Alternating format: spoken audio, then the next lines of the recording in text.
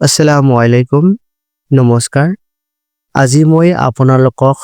গা শিহৰণ কৰি উঠা এটা গল্প শুনাম গল্পটোৰ নাম হ'ল শেষ কল এদিন নিশাৰ সময়ত এটা আন্ধাৰুৱা কোঠা দিশা নামৰ এজনী সাংবাদিক ল্যাপটপত কাম কৰি আছিল হঠাৎ তেওঁৰ ফোনটো বাজি উঠিল অজ্ঞাত নম্বৰৰ পৰা দ্বিধাগ্ৰস্ত হৈ ফোনটো ধৰি ল'লে এটা বিকৃত কণ্ঠত ফিসফিসাই ক'লে আঁতৰিব নোৱাৰা সময় আহি আছে সতৰ্ক থাকক ফোনটো বিচ্ছিন্ন হৈ গ'ল দিশাৰ শৰীৰটো শিহৰণ কৰি উঠে লিচাই ভাবিলে হয়তো এটা মিছা কল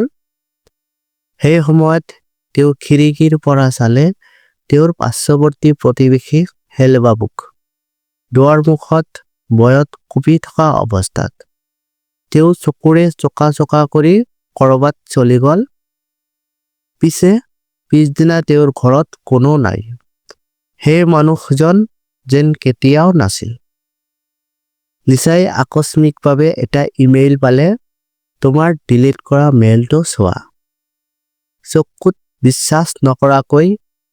তেওঁ প্ৰজেক্ট এছ নামৰ এটা ফাইল পালেগৈ ফাইলটো খোলাৰ লগে লগে স্ক্ৰীন কলা হৈ গ'ল এটা বাক্য ফুটিল তুমি ইয়াক দেখা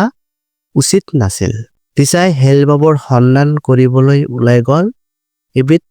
কলীয়া চাহ যেন তেওঁৰ পিছু ল'লে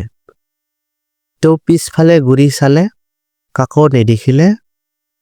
কিন্তু এক প্ৰকাণ্ড চাহ গুলিৰ আঁৰৰ পৰা চালে তেওঁ ভয়ত ধৰিবলৈ ধৰিলে এটা নতুন কল আহিল তুমি অলপো সুৰক্ষিত নহয় পিছফালত চোৱা তেওঁ চকুত জলপাতে চালে এটা কলা গাড়ীৰ হেডলাইট তেওঁৰ সজঙেৰে পোহৰ দিবলৈ ধৰিলে লিচাই হেলবাবুৰ ফাঁকা ঘৰখনত সোমাই গ'ল ভিতৰত এটা লুকুৱা দুৱাৰ আছিল যেতিয়া তেওঁ তলা খুলিলে ভিতৰৰ দেৱালত বহুকেইটা কাগজ লাগি আছিল প্ৰজেক্ট এছৰ বিষয়ে এটা USB প্লাগ কৰা অৱস্থাত আছিল ল্যাপটপৰ স্ক্ৰীনত দেখিছিল ডাউনলোড কমপ্লিট USB লৈ তেওঁ ওলাই গ'ল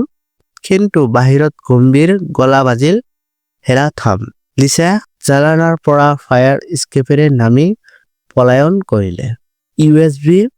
ভিতৰত আছিল এক গোপন চৰকাৰী প্ৰকল্প মগজু নিয়ন্ত্ৰণৰ লিচাৰ নামো তালিকাত আছিল